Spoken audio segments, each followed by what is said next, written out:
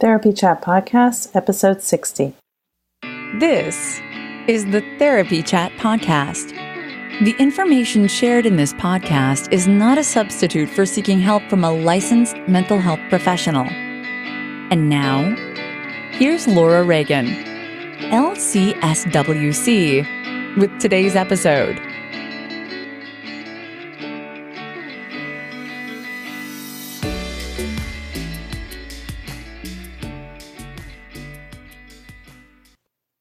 Hi, welcome back to Therapy Chat. This is episode 60, which is the first episode in the Integrative Mental Health series.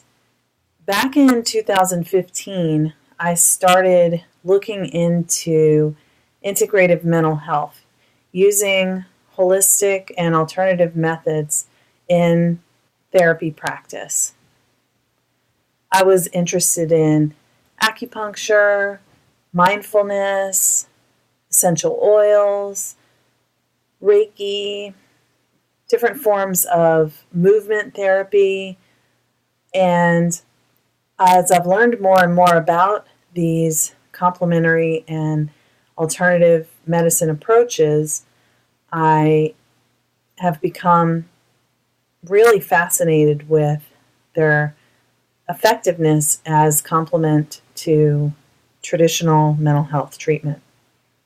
So today I'm really excited because I have a very special guest, James Lake, MD, who is a psychiatrist in California who practices complementary and alternative medicine in addition to traditional allopathic medicine in his psychiatry work.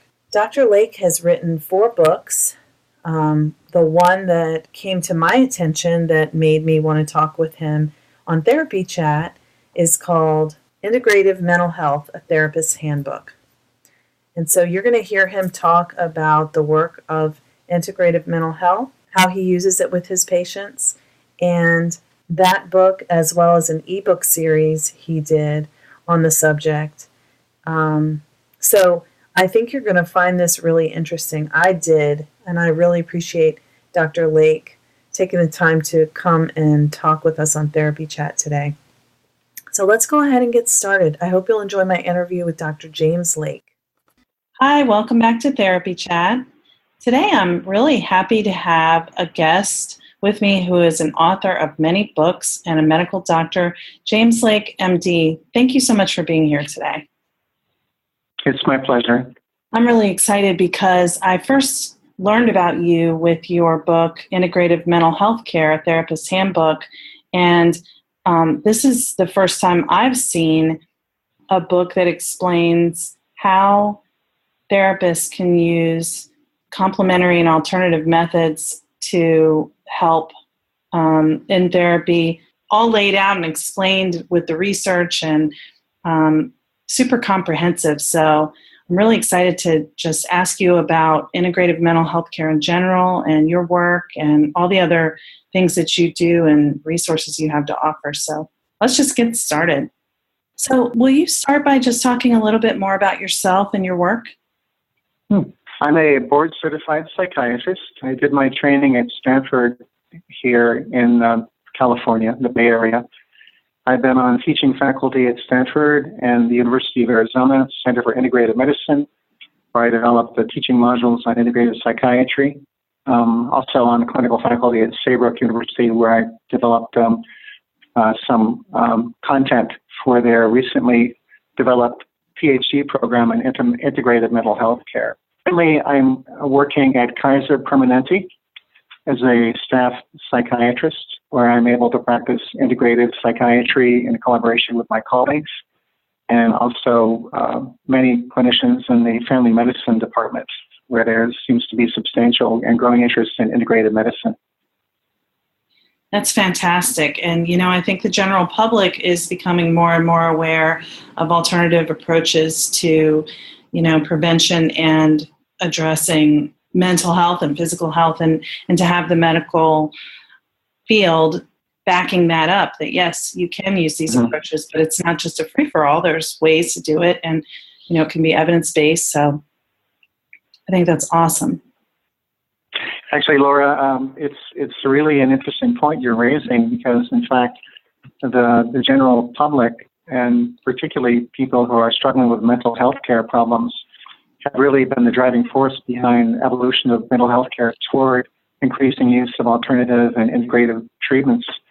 For example, until about 10 or 15 years ago, although many of the treatments we use under the heading of complementary and alternative medicine were widely available and practiced in the community by well-trained clinicians, the majority of individuals with mental health problems, including depression, anxiety disorders, bipolar disorder, and so forth, were not able to find reliable, accurate, up-to-date information on the range of evidence-based alternative therapies. So myself and several colleagues have been trying to create resources, including books and some organizations, with the goal of bringing that information to broader awareness by the public, as well as mental health clinicians like yourself and others from all backgrounds, including master's level psychologists, marriage and family therapists, psychiatrists, nurse practitioners specializing in mental health care, as well as a range of CAM specialists who specialize in the treatment of mental health problems. There are two organizations that some listeners might be interested in knowing about if they want to connect with other clinicians who are dedicated to promoting an agenda for integrative mental health care. One is the American Psychiatric Association Caucus on Complementary and Integrated Medicine, which I initially chaired for several years and is still quite active. Puts on an annual symposium on the most significant recent research findings in all areas of alternative and integrative medicine pertaining to mental health care at the annual meeting. And the other organization is a smaller organization. It's a nonprofit called the International Network for Integrative Mental Health. We're a group of psychiatrists, psychologists, therapists, and CAM practitioners who, as I mentioned, are dedicated to promoting an agenda for teaching, research, and development of programs for training persons in all professional areas of medicine, including psychology, psychiatry, nursing, and so forth. So these are organizations that your listeners might be interested in knowing about and contacting to find out how they can be involved in this movement. Yes, and I so appreciate that you brought those up because I wasn't familiar with either of those two resources, and I think a lot of people who are listening will be writing those down. I'll be sure to put a link in the show notes to that information when this gets posted. So can you talk a little bit more about just what you've mentioned the acronym CAM. What is CAM and integrative mental health care? Mm-hmm. Yeah, these are good questions. That languaging of different approaches to healing outside of pharmacology and psychotherapy has been evolving for many years. The current acronym that's used, CAM, stands for Complementary and Alternative Medicine. This means that the range of treatment approaches that are widely used in both Western culture and in non-Western cultures for preventing and treating not only mental health problems, but medical problems. Examples of CAM would include herbal medicine, acupuncture, energy therapies such as healing touch and Reiki, chiropractic and other somatic therapies aimed at promoting whole body health and wellness. So these are essentially, from a Western medical perspective, the whole range of treatments that are outside of currently accepted treatments in allopathic medicine, Western allopathic medicine, which, as you know, is dominated by medications, pharmaceuticals, as well as a few kinds of psychotherapy. Everything outside of that narrow range of treatments, from a Western medical perspective at least, is considered to be complementary or alternative.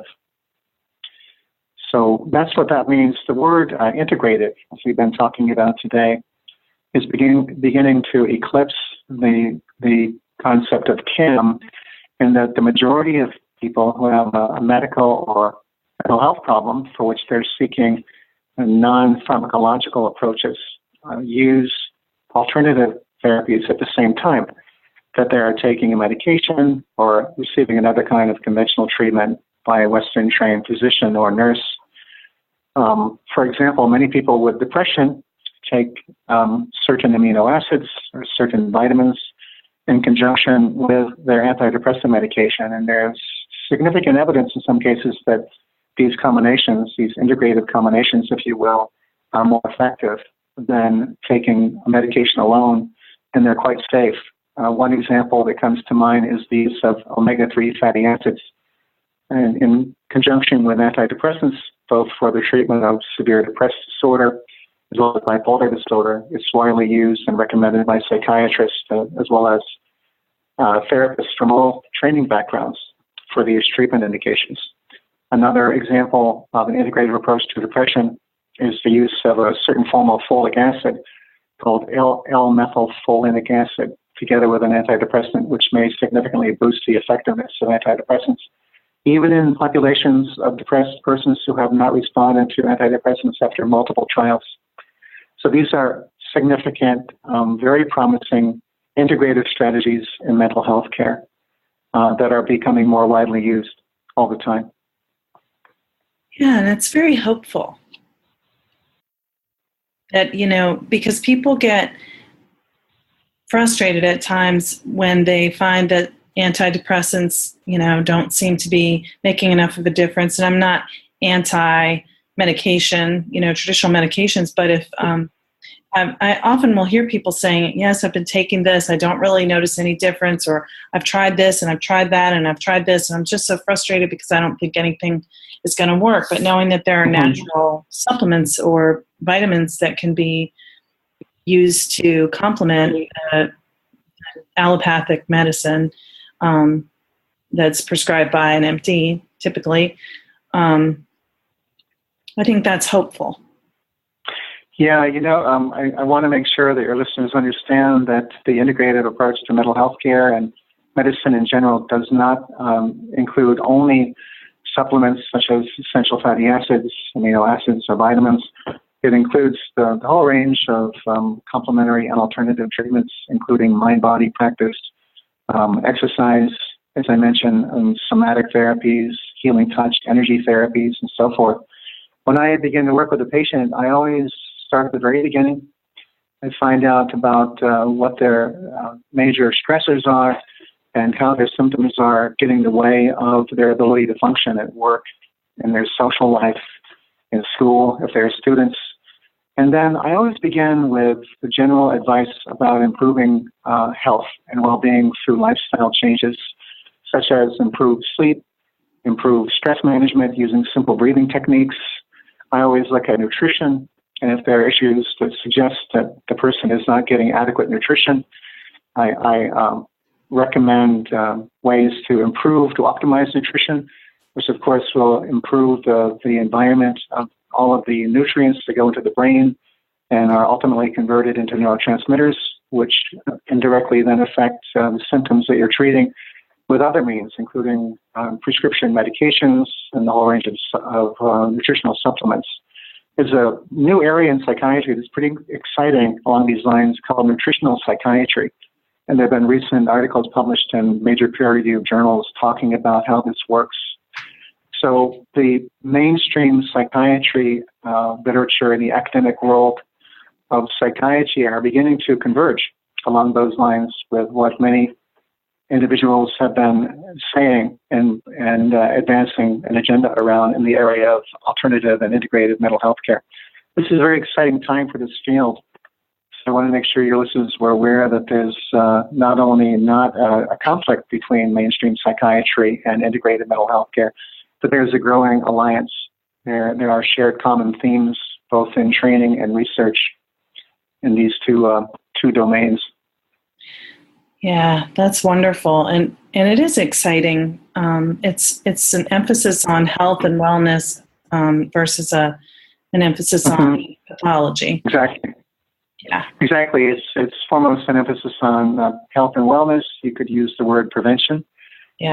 People who even have severe mental health problems, severe depression, severe bipolar illness, post-traumatic stress disorder, or other severe anxiety disorders, many studies have shown over many years that if they maintain their wellness using simple lifestyle changes such as exercise, adequate sleep, proper diet, simple stress management techniques, including mindful breathing, simple yogic practices, or other mindfulness techniques, they do much better overall than individuals with the same severity of symptoms who take only conventional Western treatments for their disorders, such as pharmaceuticals or are in psychotherapy. So there's a clear and compelling evidence base for the use of non-pharmacologic, so-called integrative approaches in mental health care for maintaining wellness, not just for treating particular psychiatric disorders. I want to take this as an opportunity to mention a series of ebooks that I published a year ago through Amazon that are addressed at just these kinds of situations that often take place in clinical settings when therapists and psychiatrists encounter patients who are interested in integrative approaches to their mental health problem. This is a series of ebooks under the title of the Integrative Mental Health Solution. I can send you the link to that for your listeners, that are aimed at providing practical methods for developing individualized, evidence-based, integrative approaches for both wellness and treating particular kinds of mental health problems. There are 10 of them, and one is available free through my website as a download. And the other 9 are focused on particular kinds of mental health problems that occur quite commonly, that often form the focus of treatment planning and clinical sessions with your patients, for example, with mine, that will guide the clinician and the patient through a step-by-step process that can lead to an evidence-based treatment plan that addresses their particular symptoms of severity and guides them as to how to think integratively for maintaining wellness as well as treating their mental health problems. So I think that could be a useful resource for both clinicians and patients who may be listening to this podcast. Yes, I'm so glad you mentioned that. And how are these 10 broken down? Is it by mental health area of focus or you can tell me? As I mentioned, there is an introductory volume. All of these are very brief. They cost a few bucks on Amazon.com. As I mentioned, the first one, which is an introductory overview of the concepts and methods of integrated mental health care, is available free, and I'll give you the link to that. There are 9 others that are focused on particular symptoms or common disorders, including attention deficit disorder, depression, anxiety disorders, PTSD, psychosis, including schizophrenia and others, dementia, insomnia, and a few other disorders, with the idea that persons who have these disorders who are open to using integrative approaches can use these interactively with their client, with their clinician, and rapidly get to a concise review of evidence that's relevant to their symptoms, and put together a very specific individualized treatment plan or a wellness plan, working with a clinician or perhaps on their own. They're linked extensively to web resources that are highly vetted, that provide reliable information on obtaining quality, safe supplements, for example, or finding other resources that will lead patients and clinicians to competent alternative practitioners for the range of alternative approaches that are discussed in the books. They're only about 50 or 60 pages each, so they're very quick reads. And I want to make sure that your listeners know about them because I think they can really provide a practical tool. Unlike other books I've written, these are very short, very succinct, and aimed at providing practical tools that can be used in real time between clinicians and their patients. Fantastic. I'm so glad you mentioned that. And I'll give you a chance at the end of this to mention your website so that people can know where they can go get that free download. So the book, Integrative Mental Health Care, A Therapist's Handbook, is for therapists, right? More. Exactly. obviously, as the name implies. So I know I've read this, and it is very comprehensive. I mean, really detailed, and I was very impressed with it, which is why I wanted to interview you. Well, thank you. You're welcome. And I came to the party a little bit late because it came out in 2009, so a little behind. But can therapists who read that book, do they need to have any special training to be able to apply what you discuss in the book? That's a very good question. And the reason I wrote this book, Norton approached me to write it. It's put out by Norton, as you know, is that the other books I had written before then were very technical medical textbooks directed at physicians that included a great deal of technical information that I think would not be accessible to non-medical mental health professionals. And when Norton approached me, I began to think about the project, and it was clear from my journey as an integrative clinician all these years that the majority of clinicians who are really the vanguard of the movement toward transforming mental health care, toward increasing use of evidence-based alternative approaches and so on, were not physicians. They're not psychiatrists. They were psychologists, the majority of whom were master's level marriage and family therapists or licensed clinical social workers. I had the wonderful opportunity to teach an intensive seminar on integrative mental health care to a group of forward-thinking master's level psychologists and social workers up in Oregon. I dedicated the book to them in the forward. Quite remarkable. I believe there are other groups of therapists like yourself, Laura, in other parts of the country who are really committed to pushing the paradigm of mental health care to make it more effective, safer, more relevant to a whole range of individuals suffering with mental health problems, not just psychotropics and a few kinds of psychotherapy, which is what conventional mental health care training involves. So one part, I think, the most significant part of that book project was to develop, in conjunction with symptom-focused chapters, a very extensive review of all the stages that go into integrated mental health care, from initial interview leading to assessment, formulation, treatment planning, and then modifying the treatment plan based on how a patient does over time from an integrated perspective. The idea being to show clinicians who are not medically trained, and again, who are the majority of people really pushing the paradigm toward increasing use of alternative modalities based on good evidence, that you can do this, and you can do it safely, and you can do it appropriately. So that's the long answer to your question. The short answer is yes, master's level trained clinicians like yourself and thousands within this country and other countries can competently and safely direct patients toward the use of integrative approaches, non-pharmacologic approaches. To a large extent, there are discussions about particular kinds of treatments in the Norton book and the one you've mentioned that talk about when it becomes appropriate to consult with a physician, either a psychiatrist or another subspecialist, about possible safety issues when particular amino acids might be considered in combination with psychotropic medications or other medications.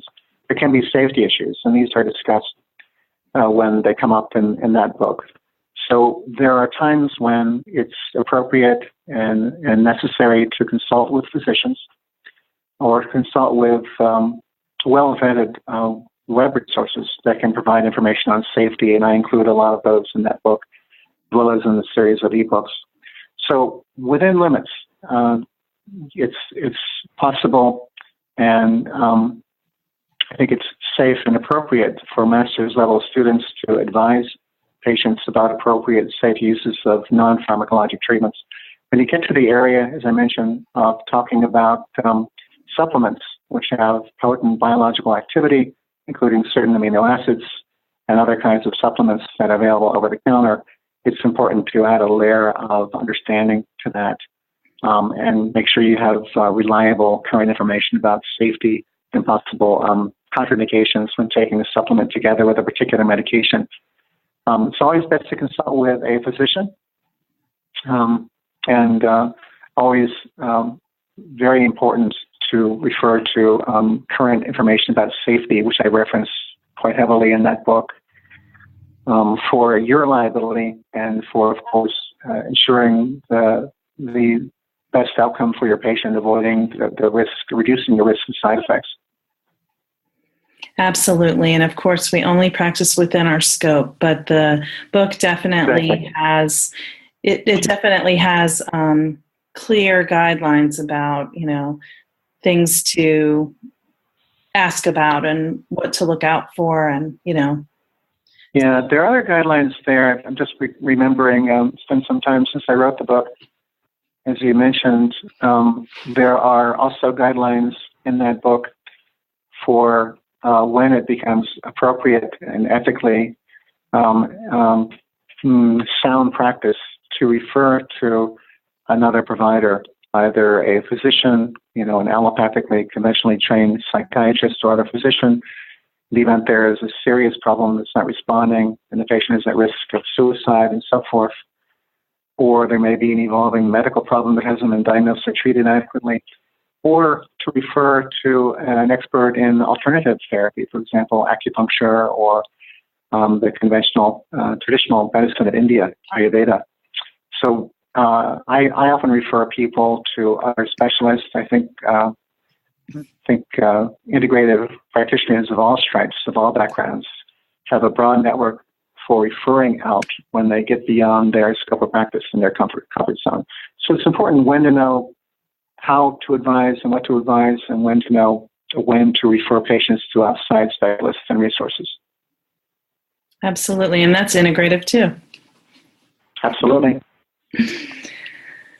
So I love the idea of your series of ebooks that you can click right within the ebook on the web resource that you mention in the book. I think that's a wonderful benefit of ebooks, and they're also, less expensive than traditional books. And so I'm so excited that you have that to offer.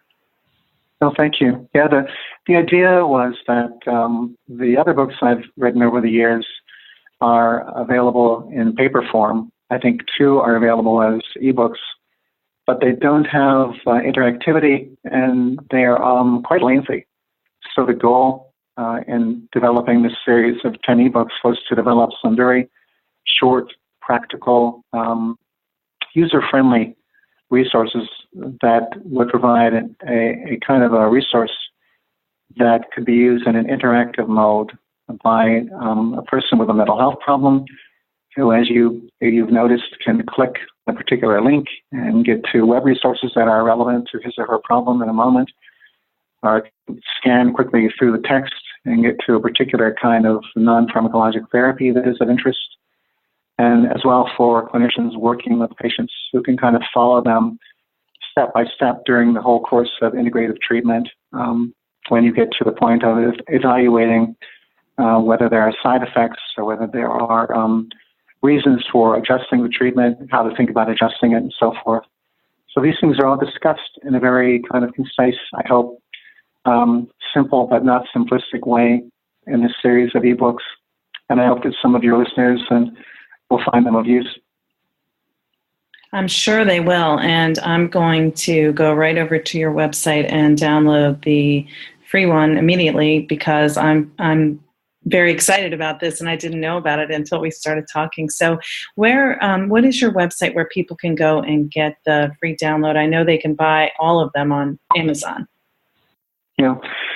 So there is a dedicated website that was made for the ebook series, and that is kind of a lengthy title, but maybe you can include the link. I will. It's called the Integrative Mental Health Solution.com, and that's the name of the whole series. It's called the Integrative Mental Health Solution.com.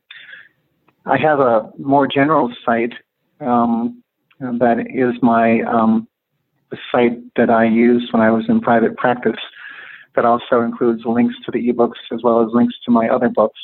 So it's a more broad collection of information, including presentations I've given over the years at conferences and articles published in journals, and as well as links to valuable internet resources on all aspects of alternative medicine relevant to mental health care. And that website, my primary website, is called progressivepsychiatry.com, www.progressivepsychiatry.com. So you can probably use that one as the primary link, because your listeners will find pretty much everything there. It also links back to the sites that's dedicated to the ebook series. Wonderful. I'll put both of those in the show notes, so when this is posted, people will be able to click on it right from the where the podcast is posted. Dr. Lake, thank you so much for being on Therapy Chat today. This has been a fascinating conversation. It's been my pleasure, Laura, and I really appreciate your reaching out to me. And most of all, I appreciate your working as a change agent and an advocate of the need to really transform mental health care to a way of treating mental health problems and promoting wellness that is fundamentally needed. So I really appreciate your efforts and your intentions in creating this podcast. Well, thank you so much for saying so. Thanks so much for listening to my interview with Dr. James Lake. He is an incredible resource in the field of integrative mental health, and he offers so many resources on his website, his books, as well as his ebooks. And you can get the first ebook free, which is kind of an overview of integrative mental health. And then the other 9 ebooks, you can buy each one on Amazon individually, and they are targeted to specific subjects. So I just bought the one on PTSD because I work with trauma, and that's my fascination. So I hope you'll check those out. I was so appreciative that Dr. Lake agreed to be on Therapy Chat and share his wisdom. I hope you enjoyed it as much as I did. As always, please visit iTunes to leave a rating and review, and subscribe so you can receive all the latest episodes as soon as they come out. Our next episode will be a special holiday episode because next week is Thanksgiving for 2016, and we'll be talking about self-care during the holidays. So look forward to that. And as always, feel free to reach out to me. You can go right to my website, therapychatpodcast.com, and send me a message. I love hearing from you. Take care.